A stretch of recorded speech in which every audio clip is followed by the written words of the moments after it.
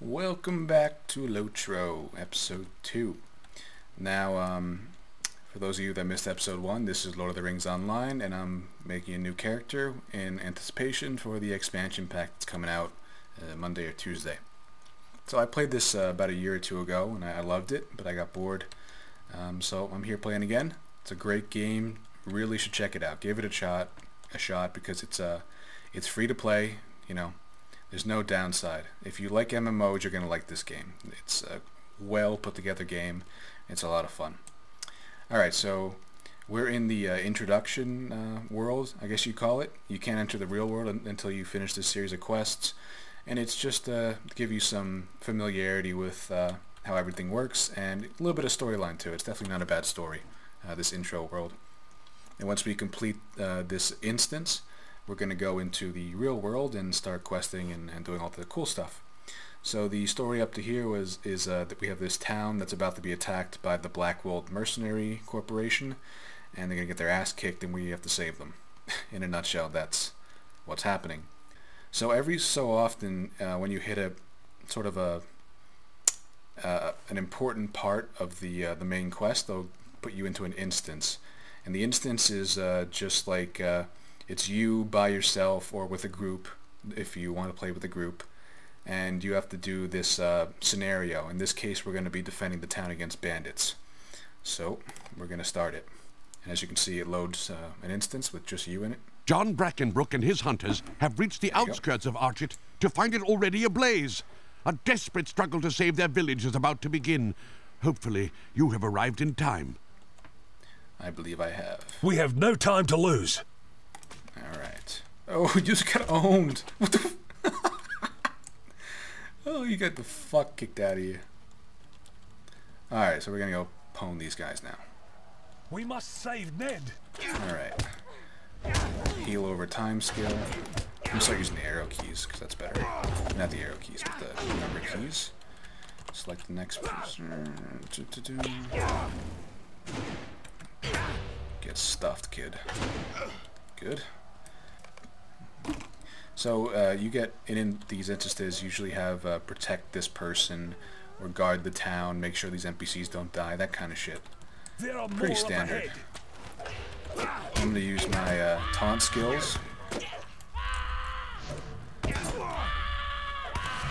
They're actually called gambits. I should stop calling them skills. But since the Warden is pretty much like a medium tank kind of class, it comes with taunts in order to pull aggro. We must find my father before it's too late. To pull aggro from other people, so it's very useful in groups. It's not great at pulling aggro. The Guardian class is much better at pulling aggro, but the Warden is very versatile. You can use it as DPS, you can use it as a tank, you can use it as a healer. Must not be lost. Oh, who's attacking me? Oh, there you are. I'm still not 100% on this interface yet. It's been a while since I played, but I'm getting better. And Warden's also has ranged attacks, which are really cool. One of the cool ranged attacks that we get as a Warden is sort of you throw a spear at the guy's back, and if you hit him right, it puts them to sleep, basically stuns them. And then you could whack him for a critical Although hit. the Mad Badger burns, I still hold out hope. Alright, so the inn's on fire. We should probably make an infinite water pool and put it out. Oh, a Minecraft joke. Alright. Atlee Spiderbane. He's important in some quests later, if I remember. Father, I knew you would survive. Spoiler, I'm pretty sure this dude dies. Yeah, come on, where are the baddies? Come on. Yep, don't really care about the story too much. They approach. Defend us. I think they come through here. Oh, I'm wrong. It's been a while since I played it. The nice thing about gambits is they carry over between people you're fighting. So if you hit a guy with one gambit, and then you go to the next person, you could still complete your gambit, which is nice.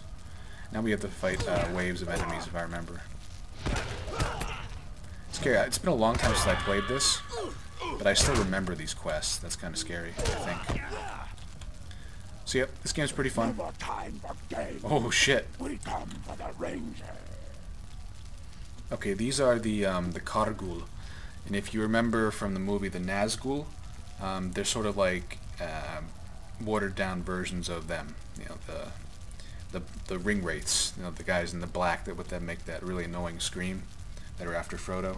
These are like their lieutenants, or you know, like the next level down. So you run into them every so often. There's kind of bosses in instances. And you actually fight a Nazgul in one of the dungeons eventually. I think it's in the snowy mountains, whatever the hell that thing's called. The mountains above Moria.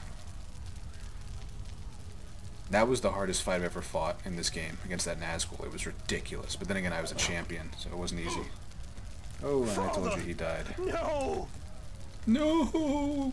No! Fuck your father. I don't give a shit. Oh, I'm supposed to fight now. And I'm gonna pull aggro. And you can do that with a combination of taunts and just the damage you do. Because the more damage you do to a mob, the more likely it is to attack you instead of someone else. And also the taunts will obviously taunt him and what misery has befallen us? My father was right to trust no one. And it will also raise his aggro against you. So, alright, so we're done with this instance, so we can leave it. With the Black Wolves' attack foiled, the people of Archet have begun to rebuild. Yet not all hurts are so easily mended. The fate of the Ranger Amdir remains uncertain and may have dire consequences for Breland. But hope remains that he may yet be saved.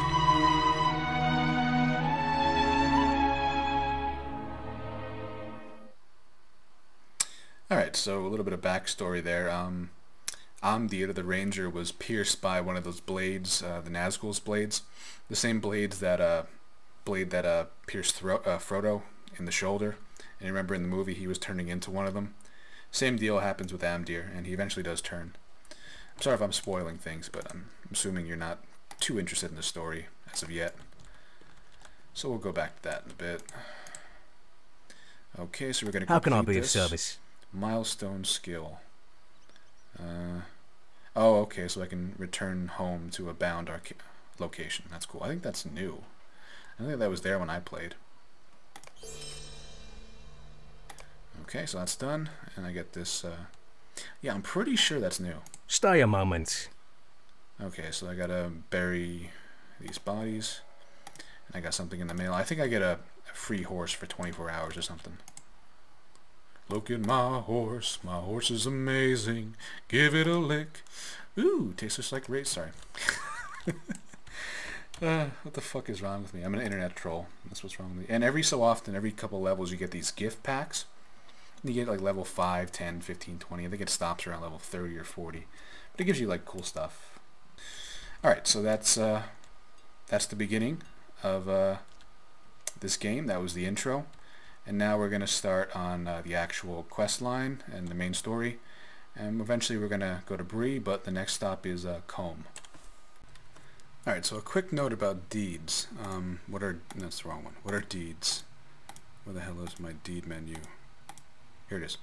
As you go along, you get these deeds unlocked, and they usually use a power so many times or kill so many types of this enemy, and it gives you certain rewards. In certain cases, it'll give you a more efficient or more powerful attack, that kind of stuff. And then some of them will give you virtues, and virtues will increase stats and other things. And you can choose which ones you have active, your virtues and your special powers. At any one time you can switch them out, and you put them into these slots basically. So I'll give you an example. Try to give you a good example. Alright, determination, +3 agility, +4 maximum health, that kind of stuff. And it has 10, each virtue has 10 levels, and those are the main thing. You use deeds. You grind up your deeds, and you grind up these levels, and the higher they are, the better the reward is, basically. We can only have certain ones active at any one time, so I think maybe like 5 or 6 maximum in terms of virtues. So it gives you little bit to play with. It's fun to play around with all the different virtues and whatnot. But the other thing about deeds that's important is it's important for people that are free to play, because when you complete deeds, hold on, I'm gonna kill this guy so you can hear me. When you complete deeds, you get turbine points, and turbine points are like the sort of the out-of-game currency that you can get in-game, if that makes sense. And you use those to buy content. You buy like quest packs, new areas your character can go to with those turbine points. So if technically the game is completely free to play, you could grind deeds to such a point where you can buy pretty much everything. That's really not practical though, so if you really want to play this game a lot, get to the really high levels, you're gonna have to spend some money somewhere along the line for the most part. But I just want to tell you guys that because that's important. Okay, so we're fighting like a mini boss here. It's like to be it's a quest, and this is the boss of the quest, so I'm gonna knock out my friends here. I'm running out of power, so there's a potion. I didn't actually mean to pull her aggro just yet, but oh well. Alright, so I'm gonna buff my block. Actually, shit, I messed that up. So I'm gonna give her the boot and try to stun her. That didn't work. Okay. I'm gonna do a heal over time on myself. Damage over time on her. Now I'm gonna start using my big attacks. And we're gonna switch back to damage over time, or heal over time for myself. And that's it. We're dead. Ionath's head. Cool. Now I got that, I can go complete the quest. And usually there's a line of people waiting for this boss, so I'm wondering if since the last time I played, the player base has gone down. I assume it has a little bit. I'm still seeing a decent amount of people, but it is late at night. So I'm wondering if, I don't know. We'll see as I go along. Maybe this server is not very populated. The last time I was playing, there was like 3 or 4 people always stacked up on a Saturday waiting for that boss. I don't know. Still a fun game, and it will probably pick up again with this new expansion pack. People like me are coming back. Alright, now I have to get the fuck out of here. That boss did a lot of damage to me, more than I expected. Because I pulled a second mob. That kind of sucked. What the hell is the way out of this place? I think I'm just gonna leg it. Alright, so we're moving out of the starter town. We're moving into a town called Combe. And it's a nice little place. It's sort of like a waypoint on your way to the bigger town of Breland. And you have milestones here. You use this to bind your location. So when you need to return home, you use the return home skill and it brings you here. Yep, return to Combe. Use that once every hour. And here's How may I help you today? Here's some vendors where we can repair our gear and sell our stuff. You know, pretty standard RPG stuff. Get rid of this. I think I can use that trophy for something. I don't remember off the top of my head. Okay, sell that crap. They don't really have anything worth buying unless you really have no gear. Alright, we're going to end the episode by talking about crafting. And the crafting system is pretty cool. Like a lot of other systems, it's interconnected with the different professions. You can't make everything by yourself. You need to depend on other people. You can buy things off them directly or from the auction house, that kind of stuff. I think a good example is I don't even remember. I'm going to be I think a woodworker, because that lets me craft javelins and spears, which I need for my Warden, which is very useful because I can pretty much make myself the best weapons at each level, which is nice. So we go to this chick, you get a quest to go to her, and she gives you all the various possibilities that you could choose, you know, armor, explorer, armsman, tinker, yeoman, woodsman, etc. Historian, I think, is good for buff potions. Tinker is like a jeweler to make jewelry. Armsman is for, you know, steel and heavy weapons. Armor, obvious. Explorer, I don't remember what the fuck that is. That might be light armor. I don't remember. But we're going to do woodsman. What can I do for you? Alright. I get woodworker, farmer, and forester. Like, they're the 3 minor professions that I get with this bigger profession. They're sort of like related, so to speak. You get all 3 of these when you choose it. So that lets me, forester I think lets me skin animals, woodworker I think lets me treat wood, and farmer I never actually use.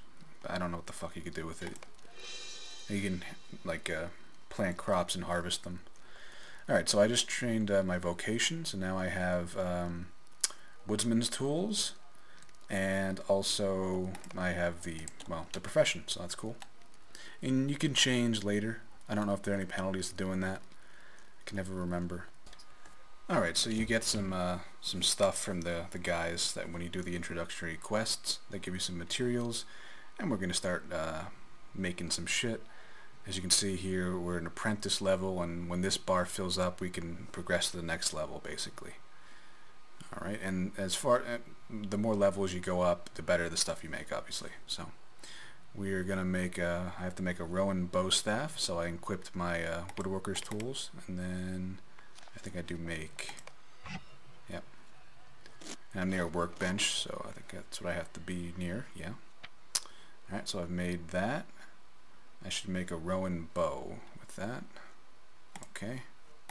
Rowan is the first type of wood that you find, and eventually you'll find more types of wood, like the higher level woods in different areas. Okay, but you definitely want to get at least the first level done, the first level of crafting, because if you don't, then you have to come back to this area to get the first like tier 1 wood and do it, so it's a pain in the ass.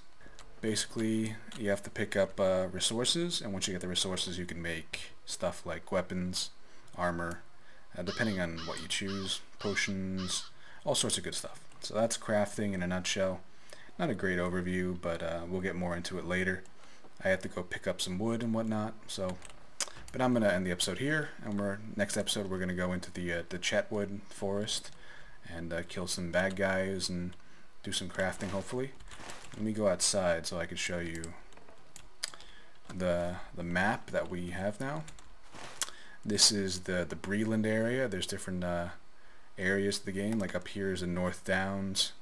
That's where we'll be from like level 18 or 19 on. We have Ebendim, which is like a level 20s. So they're all around. There's tons of these areas. Where's how do I get down? Oh, to Breland. So we're here right now in Combe. We're going over here to Chetwood next. This way is the Lone Lands. That's another area. Here we have the Barrow Downs, the Old Forest, and over here is the Shire to the left. And we have just fields up here. And here's Bree, the main city where the Fellowship went to in the first episode, or the first movie. So yeah, we have a lot to explore. So I will see you guys next time, and I hope you're enjoying the series so far.